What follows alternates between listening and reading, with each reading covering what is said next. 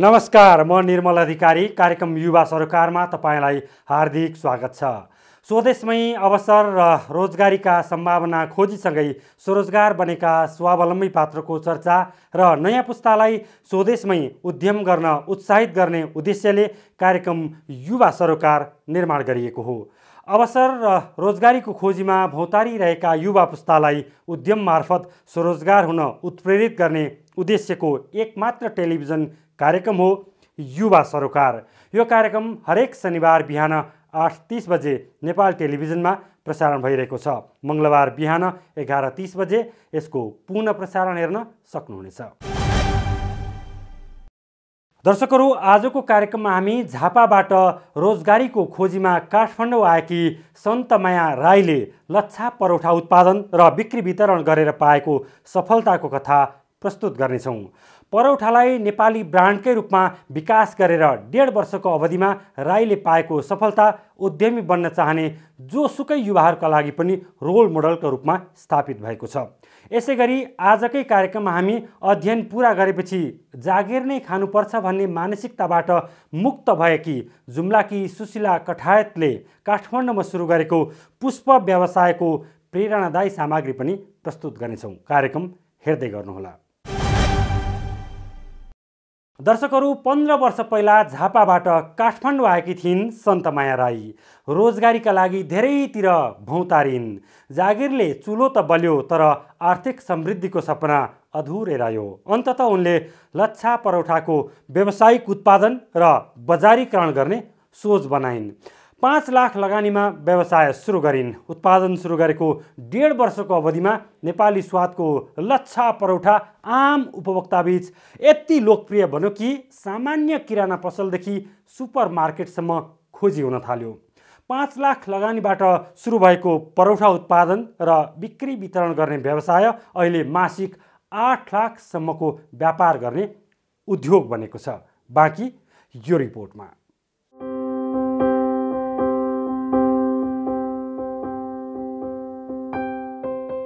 जिन्दगीमा सफलता पाउन कुनै नयाँ काम नै गर्नुपर्छ भन्ने छैन। पुरानै कामलाई पनि नयाँ तरिकाले गर्यो भने सफलता हात पर्छ।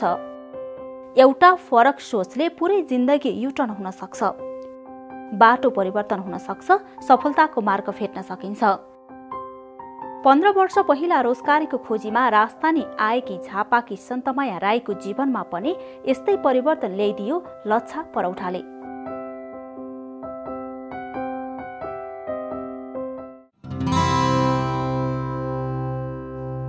हामीले आलु परोठा, मिक्स परोठा, नान परोठा, प्लेन परोठा आदिका बारेमा त सुनेका छौँ, देखेका छौँ र बेला बेला खाएका पनि छौँ। तर धेरै नेपालीलाई थाहै नभएको लच्छा परोठाको व्यावसायिक उत्पादन र बजारीकरणले सन्तमायाको परिचय बदलिदिएको छ। परोठालाई ब्रान्डकै रूपमा विकास गरेर उनले मेहनत गरे सफलता सम्भव छ भन्ने कुरा प्रमाणित गरिदिएकी छन्। यो मैले देखेपछि चाहिँ यो चाहिँ मैले पनि खाएपछि चाहिँ मलाई एकदमै मिठो लाग्यो।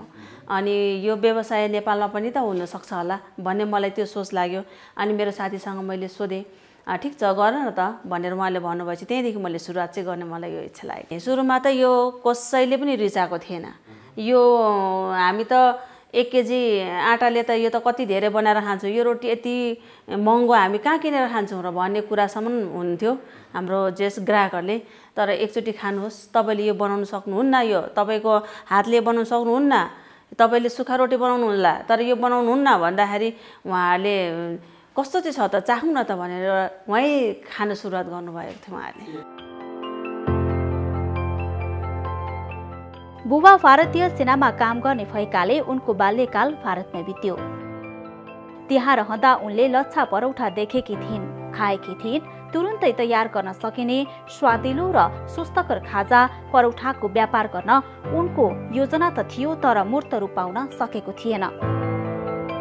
रोजगारीको खोजीमा झापाबाट काठमाडौँ आएपछि उनले यहाँको जीवनशैली राम्ररी अध्ययन गरिन्। सुरुमा चाहिँ मलाई मार्केटमा बजारमा धेरै गाह्रै थियो, किनभने यो देखेको पनि थिएन। अनि मैले उहाँहरूलाई बताएँ यो लच्छा परोठा हो, तपाईँलाई थाहा छ कि छैन भन्दाखेरि हामीलाई थाहा छैन, आलु परोठा चाहिँ देखेको छौँ तर यो परोठा देखेको छैनौँ भन्ने कुरा चाहिँ बजारमा हुन्थ्यो।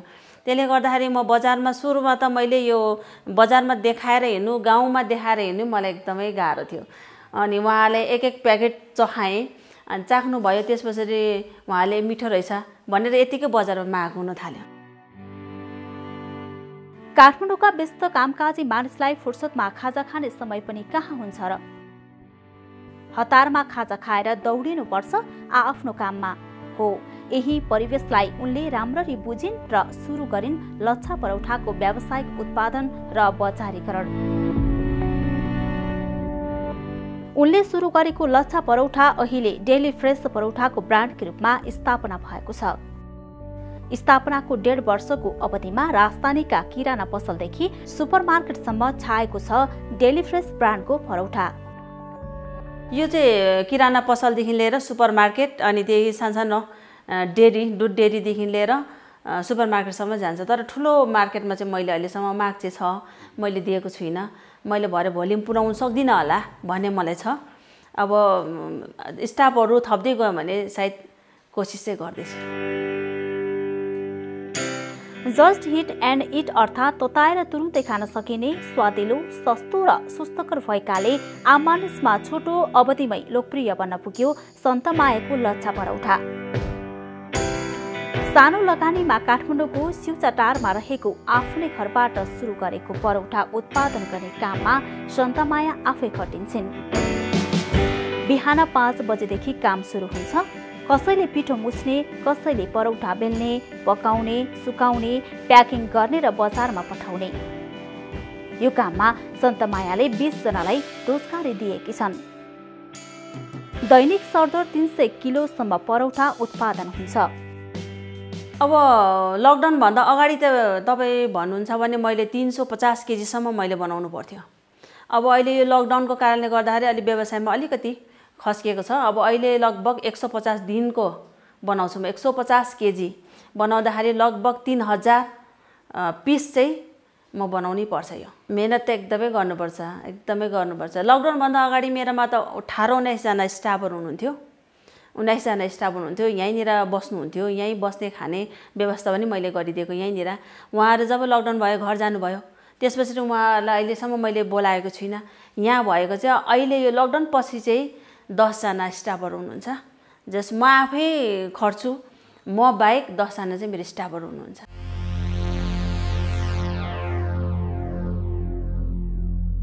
केमिकलको प्रयोग बिना अर्गानिक रूपमा व्यवस्थित र सफासँग परौठा उत्पादन गर्ने भएकाले पनि सन्तमायाको डेली फ्रेस परौठाले स्थापनाको 1.5 वर्षमै लोकप्रियता हासिल गरेको छ।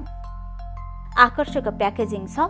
खाद्य तथा गुणस्तर नियन्त्रण विभागले तोकेका मापदण्ड पूरा गरिएको छ।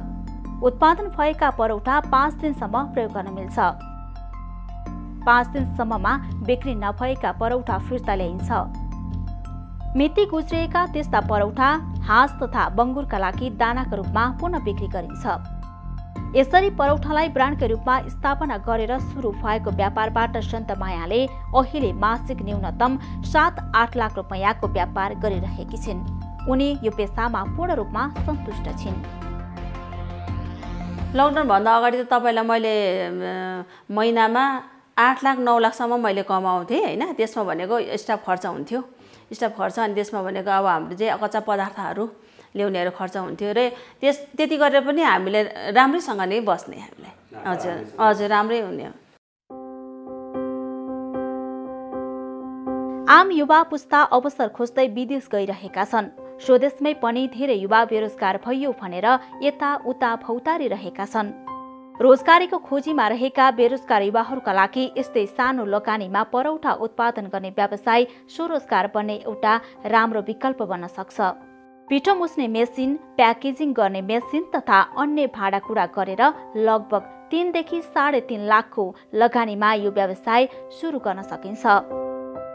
मासिक 2-3 लाख कमाउन विदेश जानै पर्दैन। स्वदेशमै उद्यम गर्न सकिन्छ, रोजगारी उमार्न सकिन्छ र स्वरोजगार बन्न सकिन्छ। बेरोजगार दिदीबहिनीहरूलाई यस्तै व्यवसाय गर्न सुझाव दिन्छन् सन्तमाया राई। भन्छन्, म तालिम दिन तयार छु। थोरै लगानीबाट आफ्नै व्यवसाय सुरु गर्नुहोस्। जति पनि हाम्रो दिदीबहिनीहरू दाजुभाइहरू बाहिर जानुभएको छ, मलाई चिन्ता लाग्छ। यहीँ केही व्यवसाय गरेर खाए पनि हामीलाई एकदम सजिलो छ। यहीँ छ, हामीले गर्ने उपाय धेरै छ। अनि म के भन्छु भने हाम्रो बाहिर जानुहुने हाम्रो भाइ बहिनीहरूलाई तपाईँहरू नजानुहोस्, एउटा व्यवसाय केही कुराहरू गर्न तपाईँहरू चाहनुहोस्, हाम्रै नेपालमा केही गरौँ भनेर तपाईँहरू सोच्नुहोस्। बाहिर जाने पैसा जति लगानी गर्नुहुन्छ त्यो पैसा यहीँ थोरैमा तपाईँले लगानी गर्नु भने हामीले जीविका पार्जन एकदम सजिलो छ। उहाँले गर्न चाहनुहुन्छ नि होइन, सिक्न आउनुहोस्, सिक्नुहोस् हामीसँग। अन्तै ठाउँ यहीँ नभए अन्तै ठाउँ पनि तपाईँले गर्न सक्नुहुन्छ, आफ्नो जिल्लामा नै गर्न सक्नुहुन्छ यो चाहिँ व्यवसाय।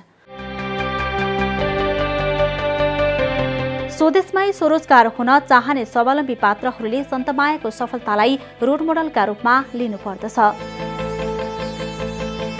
आफ्नो गाउँठाउँमा जे उपलब्ध छ त्यसैलाई सदुपयोग गर्दै आफ्नै माटोमा पौरख बगाउन सक्यो भने पक्कै पनि सफलता मिल्नेछ भन्ने सन्देश दिएको छ।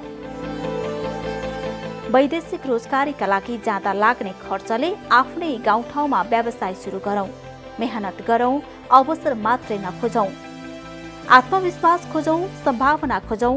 सफलता तपाईँकै मेहनतमा भर पर्छ। अब गर्ने होइन त परौठाको व्यवसाय।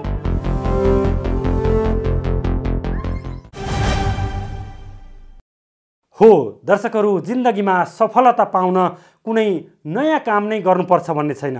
पुरानै कामलाई पनि नयाँ तरिकाले गरौँ भने सफलता हात पर्छ।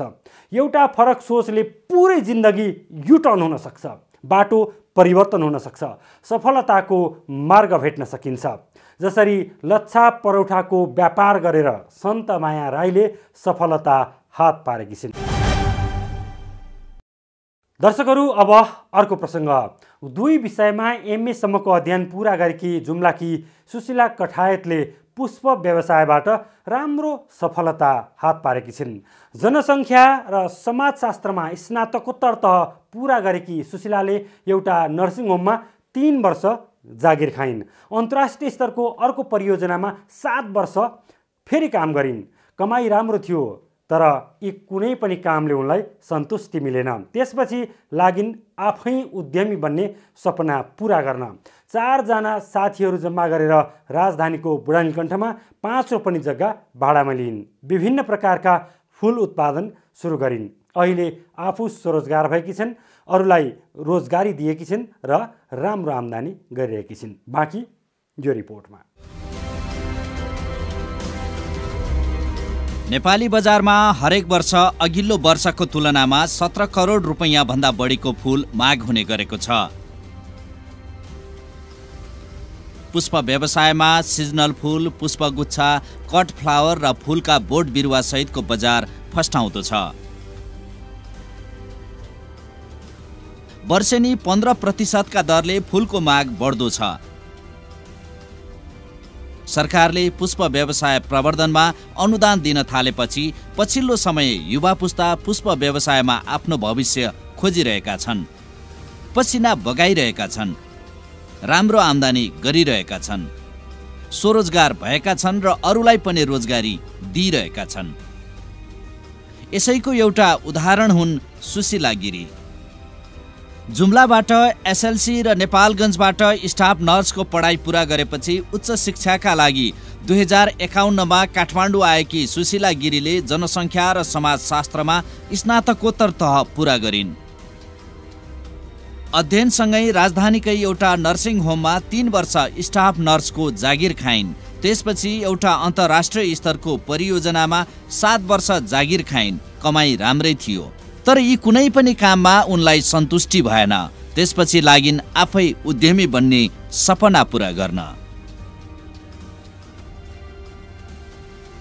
SLC गरिसकेपछि नेपालगञ्ज आएर नर्सिङ पढेको, त्यो कम्प्लिट गरिसकेपछि कामको सिलसिला र पढाइ गर्नको लागि काठमाडौँ छिर्या हो। त्यो बिचमा चाहिँ PK बाट चाहिँ मास्टर्स पपुलेसन र सोसियोलोजीमा मास्टर्स गरेँ। त्यो सँगसँगै अब 3 वर्ष जति हस्पिटल बेसमा काम गरेँ। त्यसपछि म RWSS को रुरल वाटर सप्लाई एन्ड सेनिटेसनको प्रोग्राम ओम्नी भन्ने एउटा संस्थाद्वारा चाहिँ मकवानपुर जिल्लामा चाहिँ 7 वर्ष कार्यरत रहेँ। महिलाहरूलाई चाहिँ ट्रेनिङ गराउँदै ग्रुपमा ल्याउँदै सबैले एउटा ग्रुपमा गर्नुपर्छ, इन्टरप्रेन्योरसिपमा हामी जानुपर्छ, अबको आवश्यकता भनेको त उद्यमशीलता हो भन्ने नाराका सहित हामी चाहिँ गइरहेका छौँ। 25 महिला साथमा लिएर राजधानीको बुढा नीलकण्ठमा सम्भावना महिला फूल खेती समूह स्थापना गरिन्। समूह मार्फत बचत गर्दै बचत भएको पैसाले आफू पनि उद्यम गर्ने र अरूलाई पनि उद्यमी बनाउने उद्देश्य राखियो। समूहका 4 जना सदस्यले समूहमा बचत गरेको पैसा ऋण लिएर व्यवसाय सुरु गर्ने योजना बनाए। समूह गठन गरे फर्स्टमा र त्यहाँबाट सेभिङ क्रेडिटहरू बचत तथा ऋण लगानी गर्ने खालको 25 जनाको समूह गठन गरेर त्यसमा अरू कसैले चाहिँ त्यति इनिसिएटिभ नदिया हुनाले हामी 4 जना भाइटल पोस्टमा रहेको बिनामाया थिङ, म सुशीला कठायत, रन्जु लामा र डोल्मा लामा हामी 4 जनाले आफ्नो पैसा उठाएर लगभग 3.5 लाखबाट यो व्यवसाय सुरु गरेका हौँ।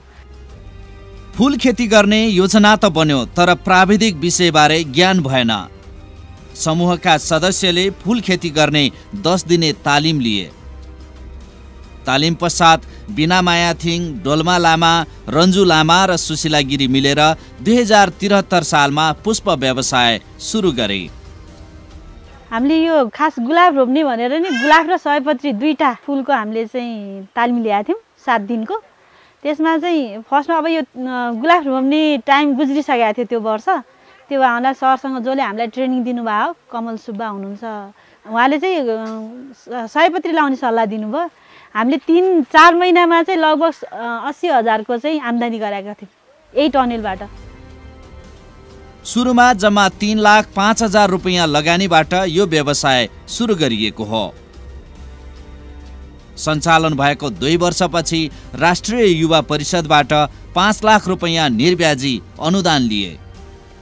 यसले उनीहरूलाई थप ऊर्जा मिल्यो। यसपछि अरू पनि केही लगानी थपेर व्यवसाय थप विस्तार गरे। काठमाडौँको बुढा नीलकण्ठमा 5 रोपनी जग्गा भाडामा लिएर व्यवसाय सुरु गरेका यी 4 जना युवा उद्यमीले राम्रो आम्दानी गरिरहेका छन्। सिजनल फूलका साथै बहुवर्षीय कट फ्लावर लगाइएको छ। मेन हाम्रो गुलाब नै हो। गुलाब चाहिँ हामीले लगभग 3,000 बुटा रोपेको छ र अरूमा चाहिँ सयपत्री नै मेन मन्दिर नजिक भएको हुनाले र यो हाम्रो संस्कारमा धेरै सयपत्री नै चल्छ। अलिकति ऊ पनि भएर गुलाब चाहिँ अलि एक्सपेन्सिभ पनि छ। पर स्टिकको चाहिँ होलसेल रेट नै 15 हुन्छ र कन्ज्युमरसम्म पुग्दाखेरि यो 40-50 रुपियाँ पुग्न जान्छ कि। अनि त्यो भएर सयपत्री असर्फी र अनि क्यानेडुला के अरे स्विट विलियम 4 थरीको चाहिँ मैले लगाउँछु। एक पटक फूल हार्भेस्ट गर्दा सरदर 1,50,000 रुपैयाँसम्मको कारोबार हुन्छ। एक वर्षमा सरदर 5 पटक फूल हार्भेस्ट गरिन्छ। यस अर्थमा वार्षिक सरदर 10 लाख रुपैयाँको फूलको व्यापार हुन्छ। सिजनल फूलबाट दशैं तिहार जस्ता चाडपर्वमा लिइने अतिरिक्त आम्दानी त अलग्गै हो। एकचोटि हार्भेस्ट गर्दाखेरि 1,20,000 सम्म आउँछ भने हामीले वर्षमा चाहिँ 4 बढीमा 5 चोटि मात्रै हार्भेस्ट गर्न भ्याउँछौँ। किनभने एकचोटि काटिसक्यो भने फेरि नयाँ पालुवा आउँदै र यो कोपिला लागेर यो पेटल्सहरू निस्किनलाई ठ्याक्क 1-1.5 महिनाको टाइम लिन्छ के भने। समूहका 4 जना सदस्य स्वरोजगार भएका छन् अनि प्रत्यक्ष रूपमा 2 वटा परिवारलाई रोजगारी दिएका छन्। अप्रत्यक्ष रूपमा धेरैले रोजगारी पाएका छन्।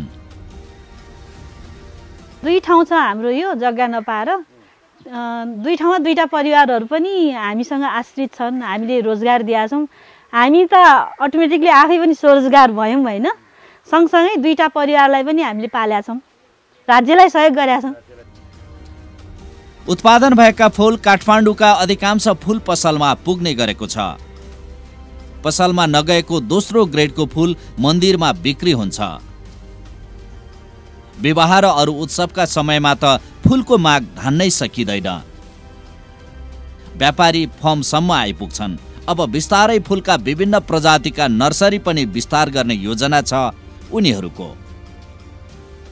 तपाईँ पनि पुष्प व्यवसाय गर्न चाहनुहुन्छ भने कम्तीमा 1 रोपनी जग्गामा 1 देखि 2 लाख रुपैयाँ लगानी गरेर काम सुरु गर्न सक्नुहुन्छ। जति मेहनत गर्नुहुन्छ त्यति नै सफलता हासिल गर्न सक्नुहुन्छ। नेपाली माटो फूल व्यवसायका लागि उचित छ, तर भारतीय फूलसँग प्रतिस्पर्धा गर्नु चाहिँ चुनौती नै हुन्छ। भन्सार नतिरी चोर बाटोबाट आयात हुने भारतीय फूल सस्तो हुने भएकाले स्वदेशी उत्पादन मारमा पर्ने गरेको अनुभव छ। यसलाई रोक्न सके पुष्प व्यवसायमा होमिएका नेपाली व्यवसायीले थप फाइदा लिन सक्नेछन्। फ्रेस फुल नै धेरै रोज्ने र उनीहरूको आफ्नो चोइसमा चाहिँ बुके बनाउँदा होस् या गाडी सबै स्टेजहरू अब सबै सिँगार्दाखेरि फ्रेस फुलको नै अहिले चलन चल्ती भएको हुनाले यसको व्यवसाय राम्रो छ। तर चुनौती भनेको हाम्रो जो इन्डियाले हामीलाई चाहिँ एकदमै दुःख दिइरहेको हुन्छ। त्यहाँबाट म्याक्सिमम चोरी पैठारी गरेर कुनै सरकारलाई पनि कर नतिरेर फुलहरू म्याक्सिमम आउँदाखेरि हामीले रेट पाउँदैनौँ। त्यसले गर्दाखेरि पनि हामी चाहिँ मारमा छौँ। देशमै केही गरौँ, माटो सुहाउँदो काम गरौँ, विदेश जानु पर्दैन। आम युवा पुस्तालाई पुष्प व्यवसायमै भविष्य खोज्न सुशीला सुझाव दिन्छन्। सबभन्दा इच्छा शक्ति हो आफ्नो, होइन, म गर्छु भन्ने हुनु पर्यो। अब 10-12 दिनको ट्रेनिङले पुग्छ कुन फुलमा आफू जाने हो। धेरै किसिमको भेराइटिजहरू छ। फुलहरूको बिरुवा पनि इन्डियाबाट ल्याएर पनि कति व्यवसायहरूले गर्नु भएको छ, जस्तो जरबेरा कार्नेसनहरू, होइन। अनि लगानी गरेर आत्तिनु भएन, धैर्य गर्नु पर्यो। त्यसमा पनि लर्निङ बाई डुइङ र डुइङ बाई लर्निङ भन्ने प्रोसेस नै यसमा लागू हुन्छ के। तपाईँ पनि केही न केही उद्यम गर्ने सोच बनाइरहनु भएको छ भने पुष्प व्यवसायमा सम्भावना छ। वार्षिक अर्बौं रुपियाँको कारोबार हुने यो व्यवसायमा युवा पुस्ता आकर्षित भइरहेका छन्। रोजगारीको खोजीमा भौतारिनु भन्दा अब सम्भावनाको एउटा क्षेत्र पुष्प व्यवसायमा किन नहोमिने? अध्ययन, अनुभव र मेहनतले भन्छ विदेशी भूमिमा बगाउने पसिना पुष्प व्यवसायमा बगाउनु भयो भने एकातिर फुलमा परनिर्भरता घट्दै जानेछ, अर्कोतिर वर्षेनी बढ्दो 15% फुलको माग पनि समाधान गर्न सकिन्छ।